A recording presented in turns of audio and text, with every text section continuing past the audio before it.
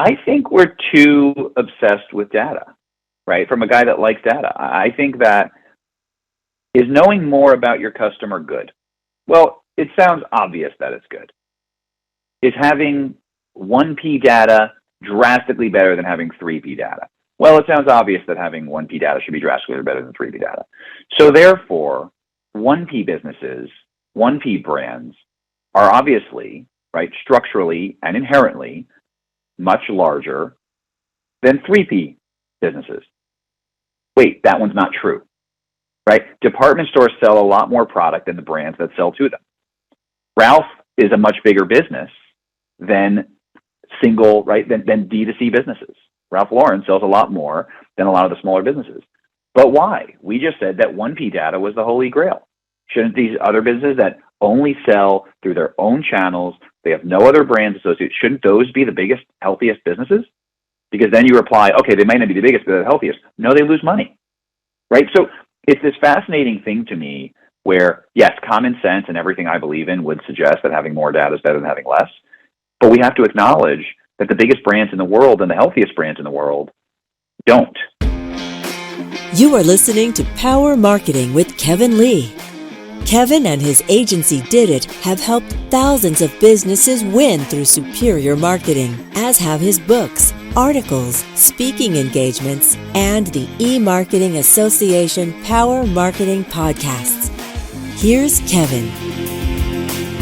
I'm super excited to be chatting with Simeon Siegel, who's Managing Director and Senior Analyst at BMO Capital Markets, covers retail extensively, and was at Shop Talk recently. So I wanted to jump right in and get your take on Shop Talk. What was the general vibe there? Sure, great to be here. Thanks for having me. I think Shop Talk, as it normally is wildly energetic. You can feel the excitement. It's nice to see people, as always. I think we're still, despite being, call it 2 years out, still feeling that it's special to be together. I do think that probably the most interesting thing was there was not a single mention of recession. I think people keep talking about that. And so I think there was generally optimistic views. Now, when get a bunch of people in Vegas and be there for a few days, and presumably there will only be optimism, but it's optimistic nonetheless. So, yeah, I mean, even if there's not a lot of recession talk, one thing I'm always almost shocked as a undergrad economist and having gotten my MBA from Yale, we talked a lot in school about understanding price elasticity. And so few retailers that I talk to have ever done any kind of price elasticity testing. They have no idea what the cause and effect would be of raising prices X versus X plus 10% versus X plus 15%. They just have a gut on it, but they very rarely run tests. Is there anybody that you spoke to out there that you feel like has a particularly good handle on price elasticity? Or are they just sort of arbitrarily matching inflation numbers when they raise prices, or relying based on supplier increases in costs to them that they're passing along to consumers? So it's an interesting topic. I'd like to think they're not arbitrarily doing it. I think so. My team put together an interesting study. At least I think it's interesting. At the beginning of COVID, we called it, did COVID actually save retail? And the premise was to acknowledge that revenues were about to collapse across the industry. That was simply what was going to happen. So the question we sought to address was, can you choose how to lose revenues? So if you know the people are going to stop shopping, is there an action to take? And so what we showed was that large mass store closures do not give you an increase in profitability. On the other hand, cutting promotions does. Right, and that sounds fairly obvious, and yet every time someone is backed against the wall, the first defensive move people have across retail is to cut stores and then cut people. Rarely do they cut promotions. And so it's this really interesting price elasticity of demand conversation where I think you're right. One of the first things you learn in college in Econ 101 is price elasticity of demand, and then you spend decades trying to forget it and convince yourself that channels and products and geographies and all these other nuances matter more than simply how many goods are you selling and what are you charging for them? So I think that at the heart of it, I do think that companies do believe they are conducting these studies, and I think they are stress testing. But I think it's very hard, and I appreciate this. It's much easier said than done. It's very hard to go out and say, I'm going to shrink my business by selling less, And that was the beauty of one silver lining of the pandemic, in my opinion, was it did it for you. And so a huge mantra that we had became sell less, charge more, and you'll make more money. Now, that doesn't always work that way, but when it does, it's powerful. Right, right. Yeah, I'm curious if when you look at it, when you were out at Shop Talk talking to folks as they were sort of sharing with you what their plans and or fears were, was there industry specific vibes that you got, sort of either based on price point or industry segment, where different folks were sort of treating their planning for recession differently, or were they just completely ignoring the recession topic and forging ahead? I don't know that anyone's ignoring. Listen, it's hard to ignore things when you're directed to them, and when the media constantly reminds you that recessionary fears are looming. So I don't know that I would say people are ignoring. I think the question is, again, has it happened? So let's not forget, and I don't know when this is going live, but I'll break the fourth wall here and just say, a few weeks ago, when Nike reported their most recent earnings release, they sold 14% more revenues.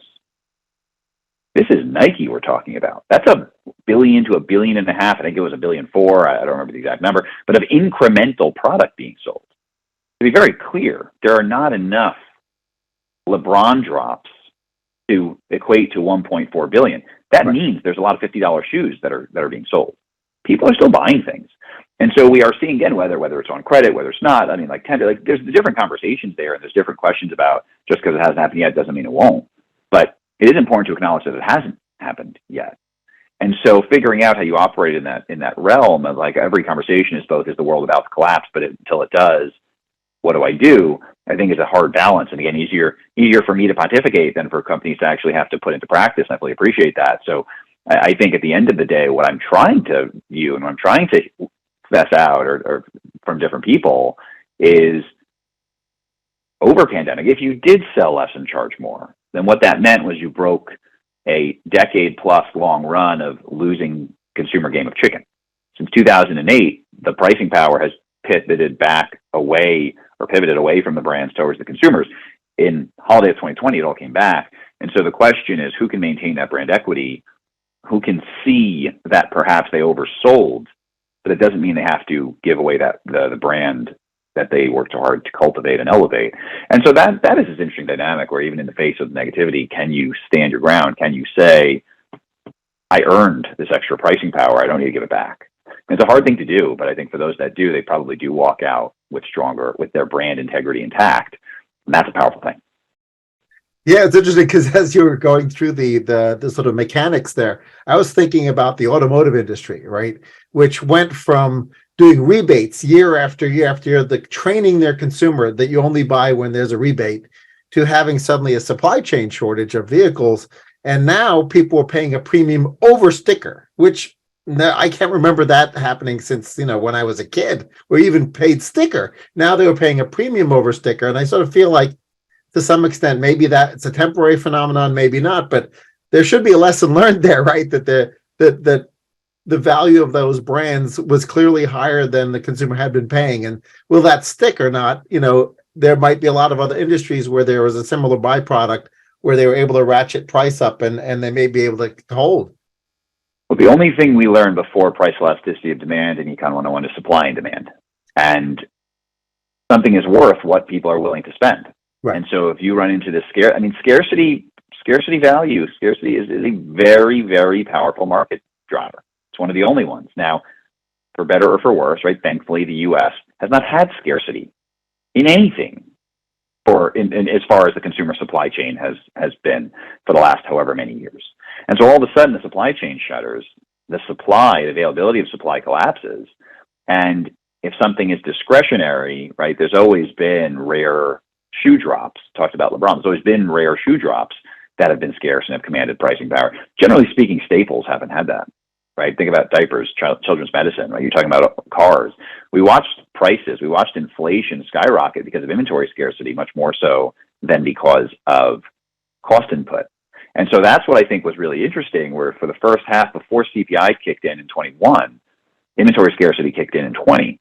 And so what happened was you saw these companies report beautiful margins, best margins they've ever seen in some instances, because they got inflation, just not the way we think about it. We're trained to think about inflation as being a cost input. It's not. It's a revenue driver, right? Inflation is how much more year over year did it cost you to buy this good? Now, normally it goes commensurate. It's directly correlated and very strongly linked to some driver on the cost side. But over here, people were spending a lot of money in 2020. It was called lower promotions and full price sell-through. It was called a good thing.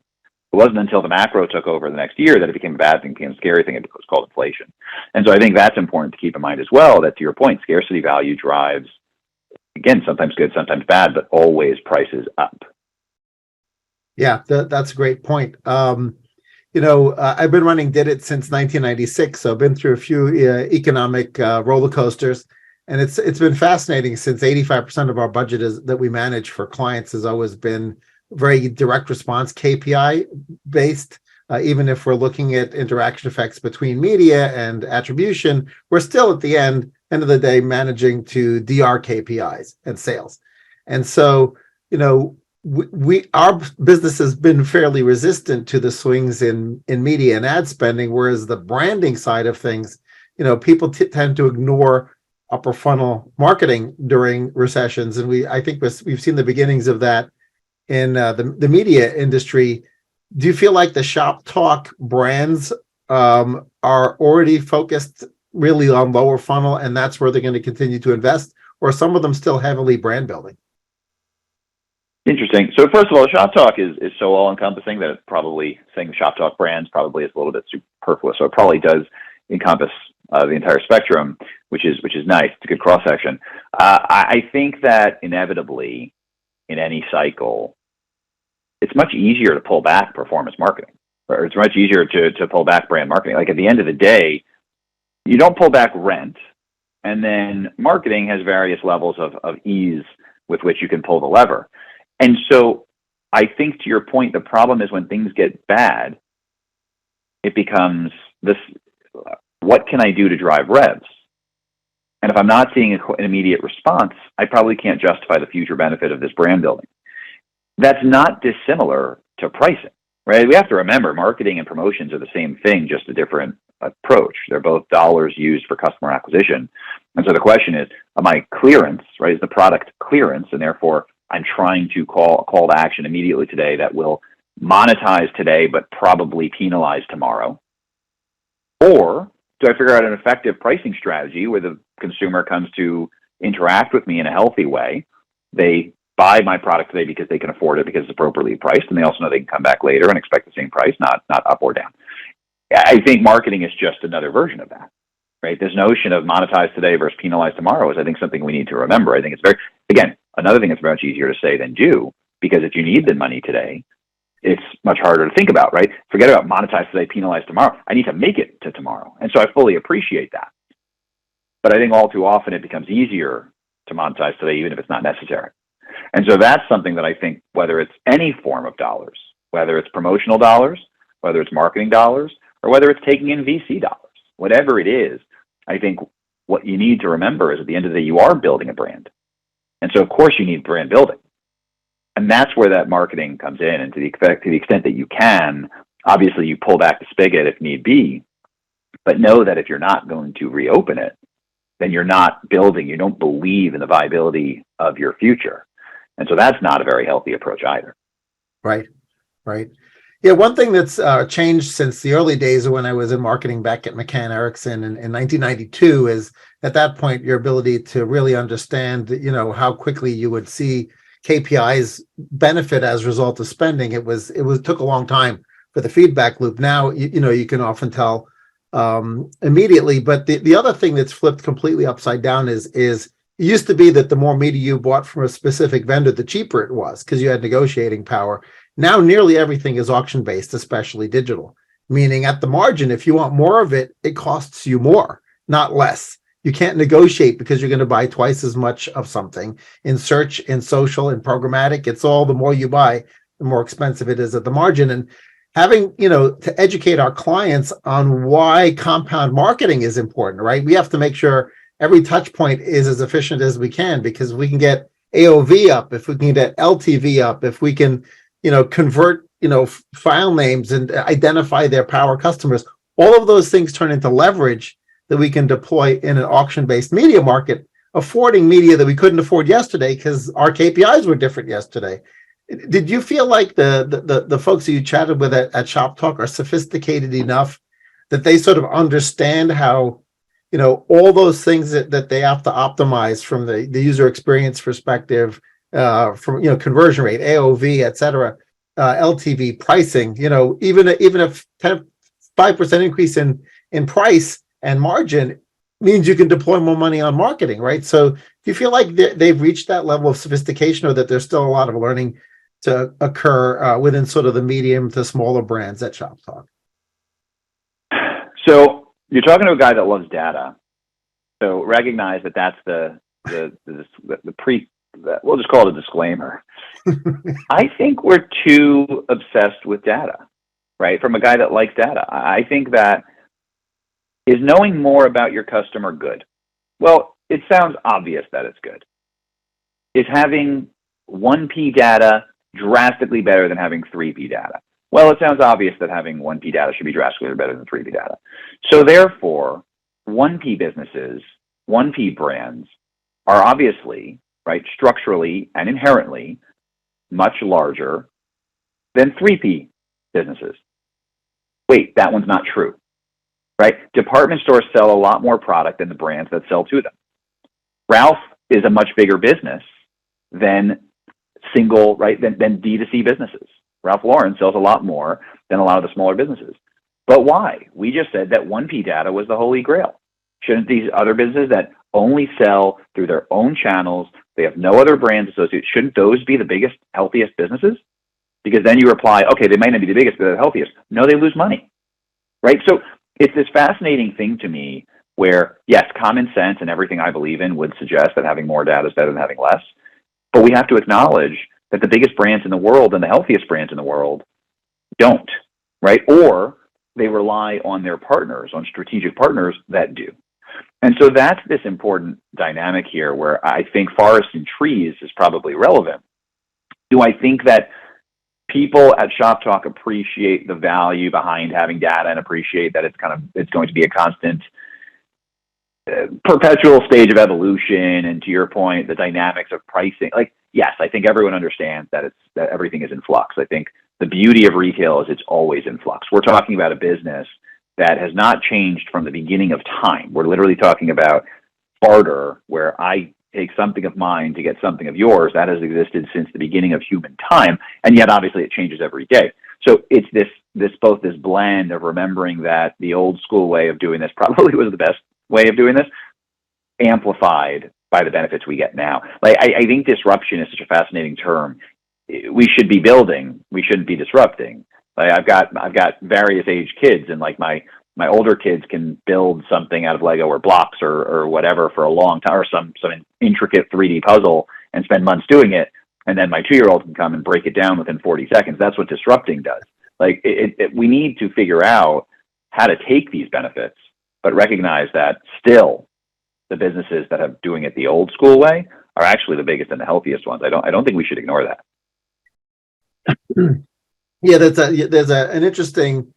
It's very sector specific, right? So the analogy that you gave, obviously, a retailer that's got 4,000 or 40,000 SKUs, right, is going to have an average AOV that relates to a lot of things being in a shopping cart, typically, right? Whereas often, if in a certain industry sector, you might typically not have a lot of things in a shopping cart. So Nike can go DTC, right, and actually gain margin and potentially crush it, because how many things did you buy? How many sneakers did you buy at the same shopping visit? Or what else did you buy besides sneakers? That's different than going into a Stop and Shop or a ShopRite or a Whole Foods. If the one company sells tahini, doesn't matter. You can't build a DTC business as easily there because you have nothing to cross sell, right? Whereas Nike proved that you can go DTC if your shopping cart's only going to have one thing at a time or two. Did they? I don't know. Did they? Did Nike prove that? They didn't. So this is you're hitting on something that unless we have 4 more hours to go down. Listen, I think it was important. I flagged that Nike had revenues up 14%. They also had operating profit down almost the same 14% this past quarter. Operating overhead grows. Nike is a fantastic business. Nike can generate volume the world has never seen. My team has done a tremendous amount of work. We did a report a couple of years ago that we continue to build off of called D2C is not all it's cracked up to be. And I think that even Nike has not seen, on a relative basis, we watch companies, what the report showed was that companies pivoting to direct, brands rather pivoting to direct, did not see a relative increase in revenue, gross margin, operating profit, or operating margin. It just didn't happen. Right. I think there's this perception that cutting out the middle person will strip out a fee. You have to remember that fee, that service it still exists. Right. You're just absorbing it internally. It becomes your own operating expense. And so I actually, again, to me, it's a question of margin rather than a question of category. I think that's where if you have an incredibly high margin, it's a little bit of a different conversation. But yeah, no, my team we are firmly in the camp that D2C is not all it's cracked up to be. We've been for a few years, and it feels like maybe the people are coming around to that. Yeah, well, I'm pleased that you and your team dug deeper, right, to peel back the layers of the onion. Often the reporting is not shared out with regards to, where the relative success is for these companies that retain their channel and yet go DTC at the same time. So you guys clearly dug deeper and found some interesting tidbits in there. Was there, speaking of sort of the channel, Amazon obviously is the gorilla, and a lot of the folks at Shop Talk are also FBA merchants. Was there any discussion about sort of, that mix, that sort of retail channel mix with regards to marketplaces of Walmart, Amazon, and potentially eBay, et cetera, versus, the Shopify store? I'll tell you, it's interesting. I remember a few years ago, I don't remember which year it was, but one of the either Shop Talk or grocery shops or one of their family, I remember the conference. It wasn't even that Amazon came up in every meeting. It was that Jeff was mentioned in every meeting. It was like people were on first name basis in a way that no one's ever talked about a company before. And it was just that you could not turn without bumping into the presence of Amazon. I don't know that I felt that this year. And I don't know what to make of that. I mean, it could be any number of things, but I think there was much more talk about AI and a little bit of supply chain and just thinking through retail media than there was on one company is subsuming everything else in a way that was definitely the case, right? Whether it was Amazon or Shopify or Walmart. We're right now watching Walmart divest a whole lot of these brands that brought them into the e-commerce version, whatever, wasn't Web3, it was before that, but whatever version we were in. So yeah, no, it's a really interesting question because I think the answer is increasingly less from a company perspective, but I can tell you marketplaces absolutely come up, retail media absolutely comes up. I think the question you have to ask yourself is that because they're buzzwords? Is that because they sound like they're free money? And remember, free money never is. Monetized today, penalized tomorrow will become our new mantra. And so I think what you have to realize, what you have to incorporate and decide is, are these the terms that are popping up because there's actually compelling opportunities to improve your own business? Or are these popping up because they are what appear to be free money buzzwords to help forget about challenges you're facing in your core? Absolutely. And you bring up retail media. And so there's a perfect segue to my last question, which is, retail media has certainly been very hot of a buzzword in the ecosystem. And certainly Amazon, took the concept of grocery store shelf placement and amplified it.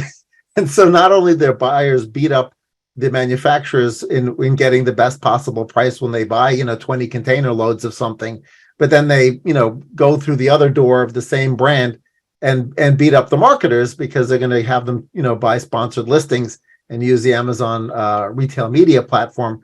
And now, of course, there's a bunch of other retail media brands that are jumped in to be in that final decision point, right? When the consumer is choosing between brands and they're in either a digital retail environment or a store retail environment. Do you feel like retailers are going to end up seeing significant margin improvement as a result of that. In other words, they may not get quite as much markup on the product, but they can actually make it back on the retail media.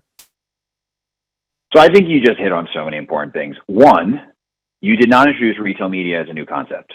You said it amplifies because we had this magical thing called trade spend, and we had this magical thing called end caps. Like the notion of a brand paying for presence is not new.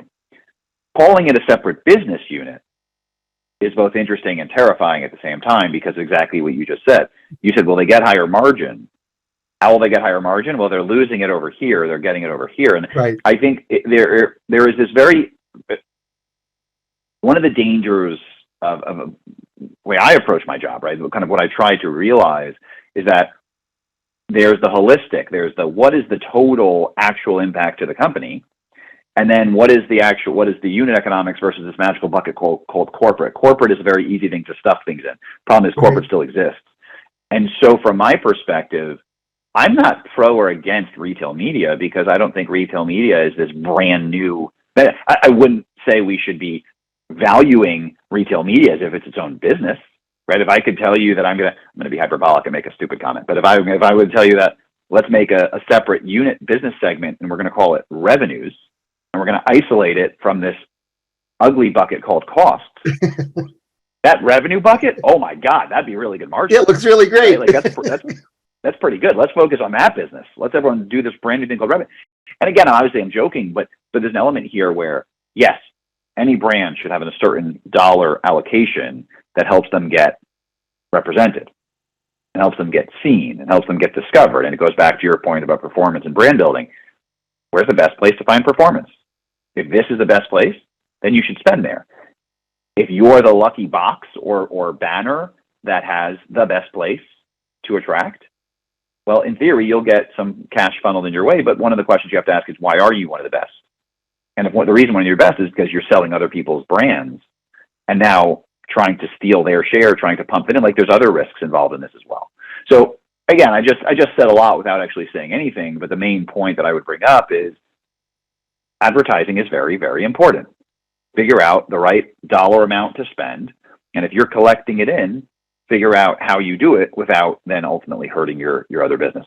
Monetize today, don't penalize tomorrow, right? Like think about it from that perspective. So again, I'm sure it's going to be a topic we'll be talking about for a while, but it does feel a little buzzwordy to me right now. And it does feel a little bit like we're segmenting the good as opposed to looking holistically. You and I need to look at that holistic margin. If the total margin and the total sustainable margin, not just total margin today, but if total sustainable margin is better because I'm taking this in and I'm giving this back, then that's a business model I'm deciding, right? You brought up Walmart, which is a heavy volume, low margin business. The other end, you have luxury businesses, which are low volume, high margin. You got to decide who you want to be and what gets you to the future. That's the way that I would frame the discussion, at least from my perspective. Right. Now, that's a really valid point. Anytime you can take all the good and spin it out into its own business unit, of course, it's going to look great. So I guess we'll have to see how they end up reporting it. Those companies that have started divisions, that are retail media and are retailers. And then there's some that are sort of lumped in as retail media, but they're sort of not, like Uber's advertising business. They sort of call it retail media, but it's not. It's the same as advertising on the top of a taxi, but except you're advertising inside of an Uber instead and in an app. Buzzwords are magical until they become the thing you want to stay away from, and it just happens across. I mean, listen, omnichannel was exciting, and then it became ubiquitous. Authenticity was exciting until it became overused, right? When terms jump the shark, like they're really exciting when we jump in, and then they're not. When's the last time, other than when I said it 5 minutes ago, that you heard someone say Web3? Right. Or NFTs.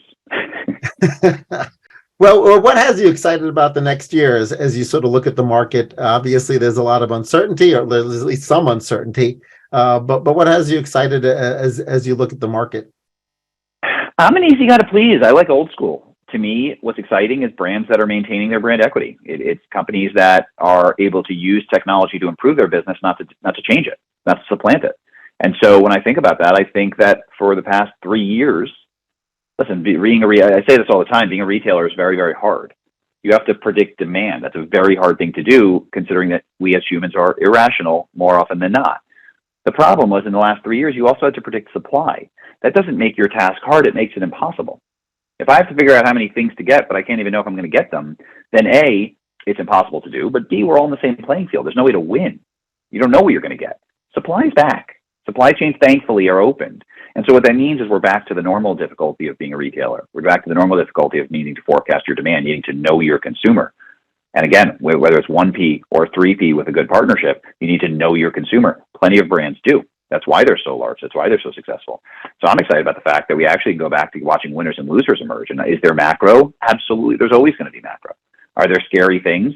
Sure. Has the recession hit? Doesn't look like it from revenue yet. So what I'm excited about is the fact that I think that retailers and brands have an ability to win because of their success, because of their ability to execute in a way that in the last few years, it was simply rising tides lift all boats and receding tides bring them right back out. So to me, that's exciting. It doesn't mean it's easy, but it's exciting. Absolutely. Well, I'm looking forward to seeing who the winners and losers are over the next year or two. And thanks so much for joining me, Simeon. You bet. Good to see you. Kevin Lee's Power Marketing is available on all your favorite podcast networks. Kevin loves helping businesses excel at marketing. Having marketing challenges? Just like Santa in The Miracle on 34th Street, if Kevin can't help you, he'll know someone who can. Find him on LinkedIn, subscribe, or follow.